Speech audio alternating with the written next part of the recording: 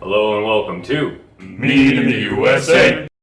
I am the Heathen Chips, and this is my associate, Mr. Gray. This week's honey comes to us from Kentucky. Presenting Kentucky Honey Wildflower from the Honey Bear Farms, Kentucky.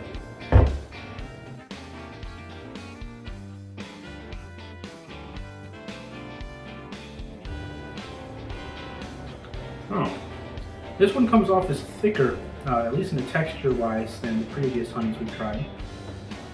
It's richer, much richer. I would go, yeah, rich is a good word to use. It sticks around in the mouth in some of the other honeys where I felt like the flavors kind of washed out fairly quickly and gave like an aftertaste. This one, I don't sense the aftertaste, but the flavor just kind of hangs out in your mouth. Yeah, you'd have to wash it out with something. Mm-hmm. It is good. I do like it's that deeper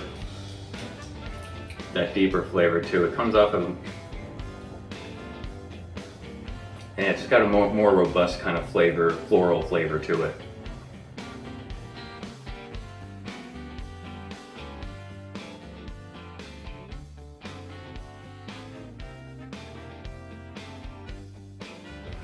So I was wondering, actually, is there a reason somebody might carbonate the mead, or different ways you might carbonate a mead? So when you go in to do a carbonation, the problem with that is that you have the yeast in there eating the sugars, and you can't stabilize them, because if you throw in the stabilizer, that kills off the CO, or that kills off and stops the yeast, and no CO2 is being produced, so there's no carbonation.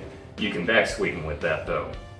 Otherwise, to get the carbonation, you have to ferment it out, and you can only throw in a small amount of sugars so that the yeast will eat that, produce the CO2 in a bottle, and that's how you'll get a carbonated beverage.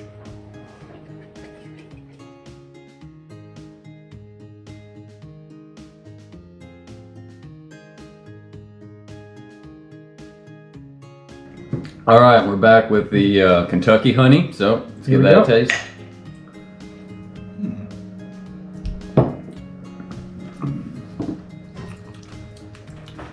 I like every level of that one.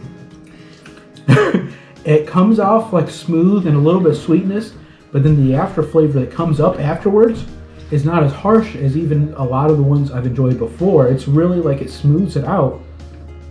As far as actual flavorings to describe, that's a hard question to ask, but I enjoyed like every bit of that. I think it still comes off slightly like sourwood-ish, but it's kind of more middle of the road kind of flavor. It's like you said, it's not too alcoholic, not too much, not too sweet, and it finishes off pretty nicely. Yeah, and that's one of the problems I've had in previous ones, is that it almost like the aftertaste is a downplay, and it's almost like a battle between, do I enjoy the flavor of drinking it down enough to counteract that after flavor. This one, it's not really bad, even the aftertaste. Yeah, no, I'm enjoying this quite a bit. There's a Kentucky. A lot of the flavors from the honey did transfer over. Try it. So now you got the honey in your mouth. Try the meat again. You'll see the flavors carry over. There's just that alcohol on top of it. I want to say, I mean, not a super amount. I don't really consider them quite as equivalent as you do, but I am enjoying the mead a lot more than I thought I would in previous ones. yeah.